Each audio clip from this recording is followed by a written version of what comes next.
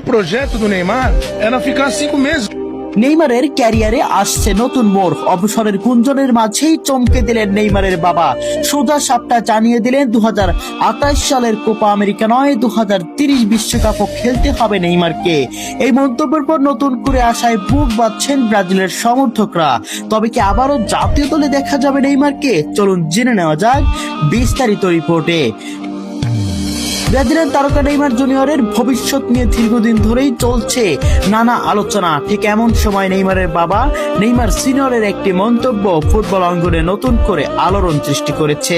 ইনস্টাগ্রামে দেওয়া এক বার্তায় তিনি বলেন, নেইমারের এখনই অবসর নেওয়ার সময় নয়, বরং 2028 সালের কোপা আমেরিকার পাশাপাশি 2030 সালের বিশ্বকাপেও তার খেলা উচিত।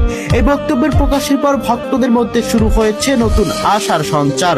যদিও নেইমার নিজে এখনো এ বিষয়ে কোনো আনুষ্ঠানিক সিদ্ধান্ত জানাননি, ফলে তিনি সত্যিই ব্রাজিলের হয়ে আবার মাঠে ফিরবেন কিনা সেটি সময় বলে দেবে। তবে একটি বিষয় নিশ্চিত, নেইমারের নাম আবার বিশ্ব ফুটবলের আলোচনার কেন্দ্রবিন্দুতে উঠে এসেছে।